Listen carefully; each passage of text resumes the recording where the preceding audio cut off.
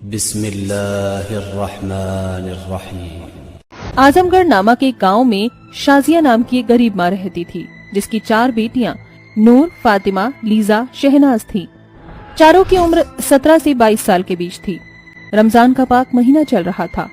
ऐसे ही बड़ी बेटी नूर, फातिमा अपनी माँ के साथ नमाज पढ़ने के बाद कहती हैं, अम्मी जान, रमजान का आखिरी जुम्मा मुबारक हो। कुछ ही दिनों में हम ईद मनाएंगे। हाँ अम्मी जान, इस बार तो मैं ईदी के लिए बहुत बेताब हूँ। अम्मी, मुझे तो ईदी में एक दुपट्टा चाहिए हिजाब के लिए। मेरी बच्ची, तुम दोनों को भी रमजान का आखिरी जुम्मा मुबारक हो। चिंता मत करो, मैं पूरी कोशिश कर रही हूँ कि अपनी चारों बेटियों को अच्छे से ईदी दूँ। चारों के लिए कढ़ाई का दुपट्टा लाऊंगी। लेकिन वह दोनों कहाँ हैं, लीजा और शहनाज?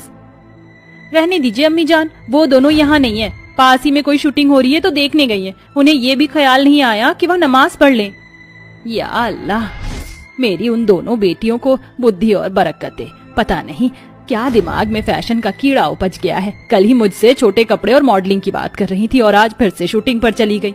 गरीबी नहीं जा रही और उन्हें अमीरी के ख्वाब आ रहे हैं। अम्मी, वो छोटी है, अगर हम दोनों उसे प्यार से समझाएंगे तो वो समझ जाएंगी। खैर, रोजा है तो अच्छी बातें करते हैं। अम्मी जाना, परेशान मत होइए।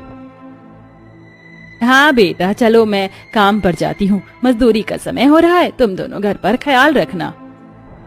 अम्मी, आप कब तक ऐसे हाल में काम करती रहेंगी? अब हम कर लेते हैं ना काम, आप घर पर रह जाइए।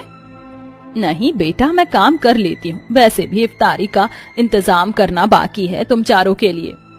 ऐसा कहकर शाजिया कुल्हाड़ी लेकर जंगल की ओर जाती है और मेहनत से लकड़ी काट कर लकड़ी वाले को बेचती है। साहब देखिए, मैं अच्छे पेड़ की लकड़ी छांट कर काट लाई हूँ। आपको पसंद आएगी। इससे तो बहुत अच्छा फर्नीचर बनेगा। ठीक है, लकड़ियाँ तो अच्छी हैं, लेकिन इतने से बात नहीं बनेगी।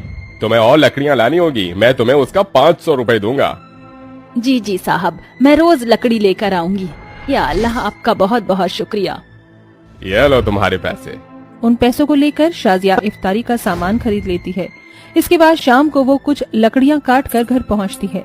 वहीं दोनों मॉडल बेटियां लीजा और शहनाज आ जाती हैं, जिन्होंने छोटे कपड़े पहन रखे थे।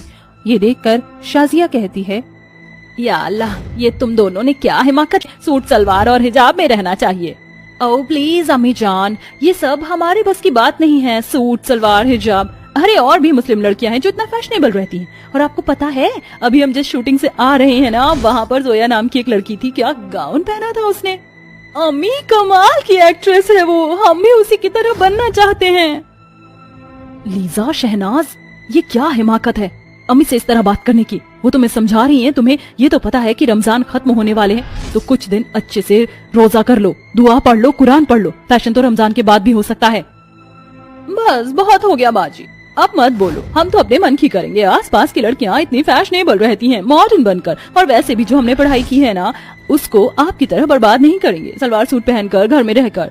अम्मी, हमें तो इस ईद पर महंगे महंगे कपड़े चाहिए, तो कम से कम हमें 3-4 हजार रुपए दे देना। या अल्लाह, इतनी गरीबी में जहाँ तुम्हारी माँ बड़ी मुश्किल से 2 वक्त की रोटी पका रही है, मेहनत मजदूरी कर रही है, वहाँ तुम्हें इतने महंगे कपड़े चाहिए? अरे कम से कम अपनी दोनों बड़ी बहन का तो सोचो। कभी कुछ नहीं मांगती और तुम्हारी फरमाइश है कि बंद ही नहीं होती। अम्मी जान, बस आज के लिए इतना खलिश बहुत है। अब कुछ खाने को भी दे दीजिए। आपने रोजा रखा है, लेकिन हमने तो नहीं रखा ना। पर हमें फिर भी भूख लग रही है, सुबह से शूटिंग में थे। शहनाज, बोल तो तुम ऐसे रही हो जैसे तुम शूटिंग करके आई हो। शहनाज, सुधर जाओ। ये याद रखना, अल्लाह के पाक रमजान में अल्लाह सिर्फ उसी की सुनता है जो अपने माता पिता की कद्र करता है।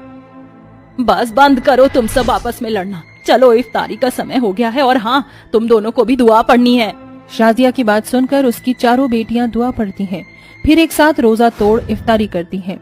ऐसे ही कुछ दिन गुजरते हैं, जहां उसकी मॉडल 2 बेटियां शहनाज और लीजा पास के क्लब में जाकर डांस करती हैं, शराब का सेवन करती हैं। ये कोई यहाँ नच नचे, कोई वहाँ नच नचे, औआ औआ, तुमसे है प्यार, तुमसे है प्यार, औआ औआ। दिल में मेरे है दर्द डिस्को, दर्द डिस्को, दर्द डिस्को, दिल में मेरे है दर्द डिस्को। वो हसीना वो नीलम परी, कर गई कैसी जादूगरी। अच्छा है हमने रोजे नहीं रखे, वरना इतना मजा कैसे कर पाते। ये पार्टी क्लब, डांस, शूटिंग, खाना, वही तो बहन। As I told you, you will enjoy it. इस तरह मॉडल बहनें न घर का कोई काम करती हैं, न अल्लाह की इबादत करती हैं, उल्टा अपनी बहन और अम्मी से बहस भी करती थीं। वहीं शाजिया की दोनों बड़ी बेटियां बहुत संस्कारी थीं, जो नियम से दिन की 5 नमाज पढ़ती थीं और दुआ पढ़ती थीं। वहीं शाजिया रोज लकड़ी काट कर दूर तक उठाकर ले जाती है, जहां से उसे कुछ चंद पैसे मिलते हैं, और वो अपनी बेटियों के साथ शाम को रोजा खोलती है। तो नूर कहती है, अम्मी जान, मैं देख रही हूँ आप रोज लेट आती हैं, ऐसी क्या बात है? अपनी प्यारी बिटियाओं के लिए रमजान में नए कपड़े भी तो चाहिए ना, इसलिए इतनी मेहनत कर रही हूँ। कोई बात नहीं अम्मी, हमें कोई कपड़े नहीं चाहिए, आप इतनी मेहनत मत करिए कि रोजे में कमजोर पड़ जाएं। फातिमा, जिसके साथ अल्लाह होता है वो कमजोर भला कैसे पड़ सकता है? तुम मेरी फिक्र मत करो। मेहनत मजदूरी करके चंद पैसों से तो अपनी 4 बेटियों के लिए नया कपड़ा खरीद कर वो लाती है और मशीन पर अपनी बूढ़ी आंखों से सूट बनाकर 4 दिन में तैयार करती है और कहती है, या अल्लाह, आखिर मैंने थोड़े बहुत पैसे बचाकर उनके लिए ईद पर पहनने के लिए कपड़े तैयार कर ही लिए। ये मेरी बेटियों को बहुत पसंद आएगा। नूर, फातिमा देखो। अरे माँ, हमने आपसे मना किया था, फिर भी आप हमारे लिए कपड़ा ले आए, और इसे आपने इस कदर सिला है कि बहुत अच्छा लग रहा है। इसका मतलब अम्मी, कल हम ये ईद पर पहनेंगे। हाँ बेटा, और शहनाज, लीजा, तुम दोनों कितना मेकअप करती रहोगी, और घर में तो ऐसे कपड़े मत पहना करो। ये देखो मैंने तुम्हारे कल के लिए क्या बनाया है। अपनी माँ की बात सुनकर जैसे ही दोनों अपने उन सूट को देखती हैं तो फेंक कर कहती हैं, OMG, छी, क्या है अम्मी जान, कल के दिन ये गवार चीजें पहनना है क्या? अरे आपकी वो दोनों बेटियां गवार हैं, लेकिन हम दोनों मॉडल हैं। हमने कहा था ना आपसे, हमें 3-4 हजार रुपए दे दीजिए, हम कपड़े ले आएंगे, लेकिन आपको तो कुछ सुनना ही नहीं है। बस लीजा, शहनाज, बहुत हो गया तुम दोनों का। तुम्हें अम्मी का प्यार नजर नहीं आता इसमें? कितनी मेहनत से वो हमारे लिए ये कपड़ा लेकर आई हैं, इसके लिए उन्होंने इतने जतन किए, इतनी मेहनत की, और तुमने यूं ही फेंक दिया।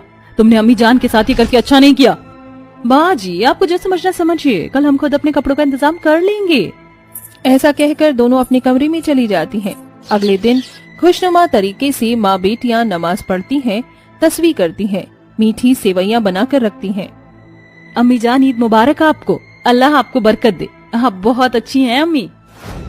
तुम दोनों को भी अल्लाह बख्शे, और मेरी उन दोनों बेटी के भी अकल आ जाए। इस तरह वो अपने पड़ोसियों को भी ईद मुबारक करती हैं। रात को चांद का दीदार करती हैं कि उसकी दोनों मॉडल बेटियां रोते हुए आती हैं। उनकी हालत कुछ दुर्लभ होती है और अपनी माँ की गले लगकर कहती हैं, अम्मी जान, हमें माफ कर दीजिए, हमसे बहुत बड़ी गुस्ताखी हो गई। आपकी बात ना मानने का नतीजा और सजा मिल चुकी है। ये तुम दोनों की ऐसी हालत क्यों है? तुम्हारे कपड़े। अम्मी जान, काश हमने आपके दिए हुए कपड़े पहने होते तो हमारे साथ ये बदसलूकी ना होती। हम घर वापस लौट ही रहे थे कि मस्जिद के आगे कुछ छोरे लड़कों ने हमारा रास्ता रोका और हमें छेड़ा। देखा, अगर तुम अम्मी जान की बात मानती तो ऐसा नहीं होता। बाजी, हमने आपकी बात भी नहीं मानी, उल्टा बहस की, हमें माफ कर दीजिए। आओ कपड़े बदल लो, जिन लड़कों ने तुम्हारे साथ ये हिमाकत की है उन्हें तो अल्लाह सजा दे ही देगा। इस तरह दोनों मॉडल लड़कियों को अपनी गलती का पछतावा होता है और वो अपनी माँ के दिए हुए सूट पहनकर उनके साथ अच्छे से चांद का दीदार कर खुशी खुशी ईद मनाती हैं।